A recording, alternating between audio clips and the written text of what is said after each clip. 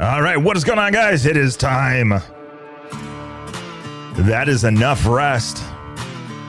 That's it, racers. Time to get back to work. It is the stage after the rest day. Stage number 7 of the 2024 Dakar Rally. Getting ready to get going. This is your stage preview. We're going to be talking a little bit about it. Let's get right into it. Turn down the party. How's everybody doing? Are we doing good? We did a little bit of remodeling. Dad helped with it. Yeah. Making it look a little better. Eventually we'll get the lighting right, but for right now, it'll work. All right, let's do this. Stage preview, stage number 7. Ooh, it's going to be a long day. Liaison, 242 miles for these guys running all the way around. Looks like a fairly, no, not really. It's front loaded.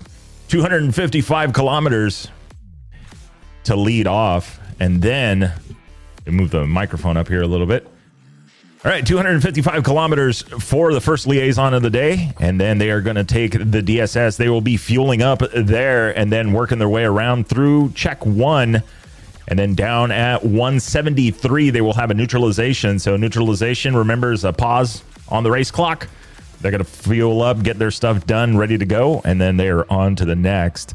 So from there, 173 neutralization, getting that fuel, then they're going to make it all the way around to 373 for another neutralization and fuel. So stretching the legs on the fuel mileage, 299 miles, race miles total of special stage today.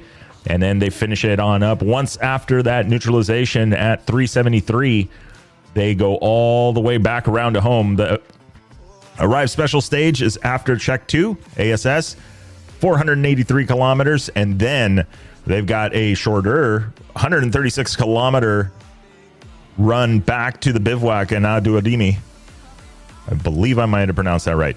It's a very interesting day. A lot of mileages, a couple of fuel stops during the stage.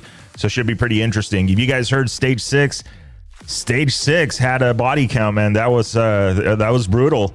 Took out a few people, namely, of course, American, and unfortunately, Skylar Howes having to retire due to mechanical, and then also Mason Klein, and then there's a few others in there. And very interesting, I just read an official release of one of the UTV teams that was disqualified by the FIA for running an unapproved clutch in the vehicle. And then it goes back and forth. There's, this article references this article references that, and the FIA goes, nah. Done. So very sad to see halfway through the Dakar to be caught out on something that could have been prevented. But, it's interpretation of the rules. There's teams that literally have people that's literally what they have to do.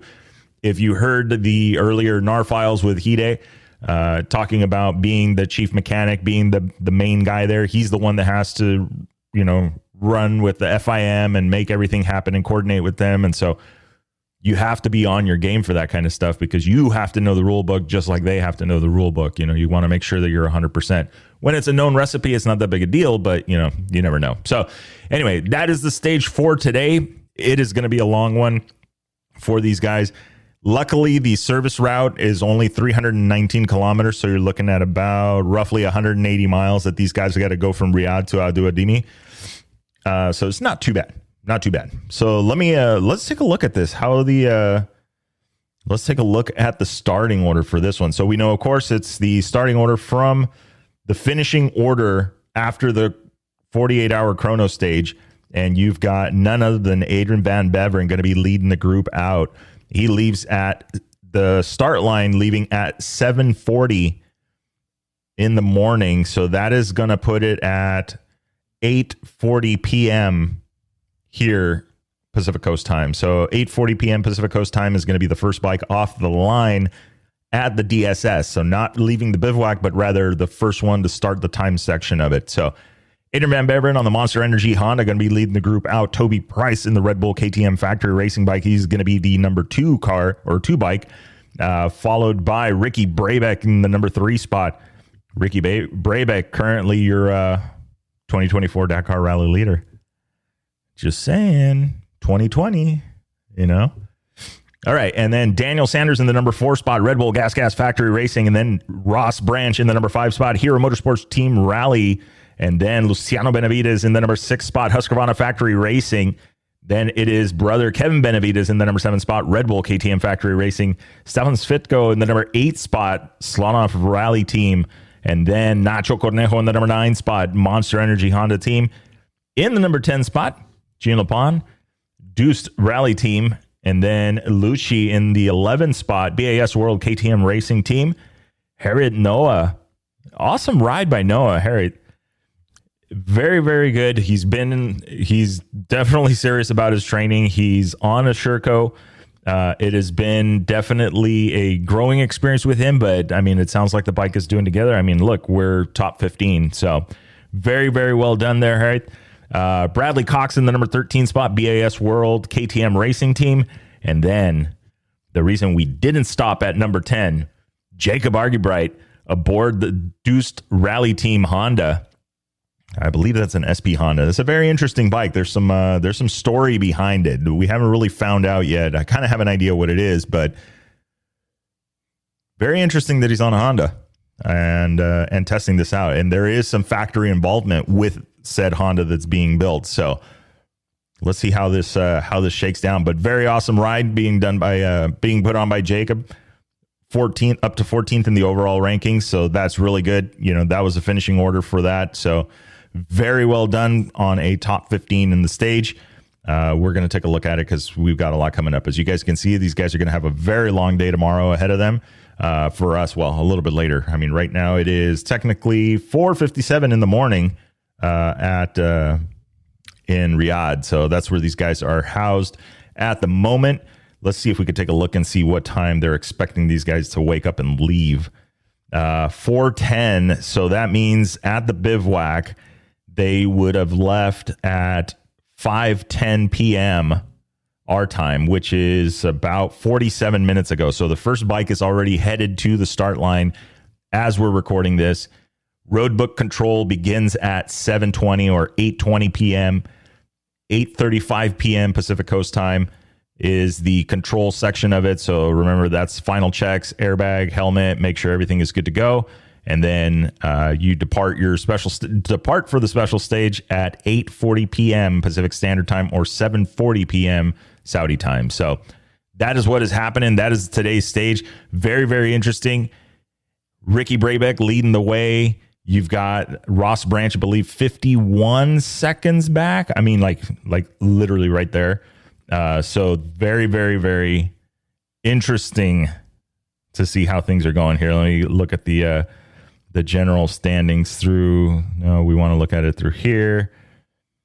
Yeah, Ricky Brabeck leading, and then you have Ross Branch 51 seconds back. Adrian Van Beveren in the number 3 spot, 9 minutes back, 9:21 to be exact. Nacho Cornejo in the number 4 spot, 14:14 back. Toby Price in the number 5 spot. He is going to be 27 minutes back. Kevin Benavides, there's a race, 28:33 back. So he's 1 minute and 33 seconds off of Nacho. Then you have, Benavides off of Price. Benavides, and then you have Daniel Sanders in the number 7 spot. He's going to be 35:50 back. And then Luciano Benavides in the number 8 spot, going to be 47 minutes back. So compared to other years, this is interesting. We're seeing a lot bigger gaps. We're seeing a lot more spread out. Obviously, I mean, the front isn't as contested yet. We still got a whole nother week of racing. But remember, last year, the number 1 plate for Luciano was won by a 5-second gap going into the last stage. So anything could happen. Last year's stage was obviously a mud fest, started back, inverted starting order, a lot going on for that stage in just a short amount of time. It even came down to line choices and not getting stuck in the mud in some of these places that were pretty gnarly. So we'll see how it shakes down. We still got a few more stages to cover before we get to the finish line and before we figure out who the 2024 Dakar Rally winner is. So with that being said, guys, that is enough for tonight. Let's get you guys going on this one. We'll get it up to the YouTube. I am still working on a couple videos. I'll be doing a NAR files right after this, and look for that a little bit later tonight. And then we'll be working on a couple other videos for you guys as well. So stay tuned.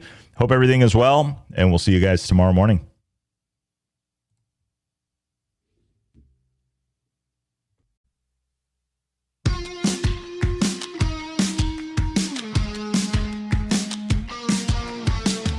All right, that is a wrap for the Chasing Waypoints podcast. Hope you guys enjoyed the show. Looking forward to our next one coming up. Remember, if you are out riding, do not forget to tag us at Chasing Waypoints. Hashtag Chasing Waypoints. And if you haven't already, get on over to the website. Get signed up for the newsletter, The Bivouac. North America's rally raid and adventure riding newsletter. Hey, let's have some fun. Let's find out what are you guys up to. Let's get you featured. If you're a brand and looking to get supported, get some eyeballs, get some ears on your business. Absolutely, hit us up. Send us a message at podcast at Chasing Waypoints. But anyway, that is a wrap. Remember, shiny side up. See you guys.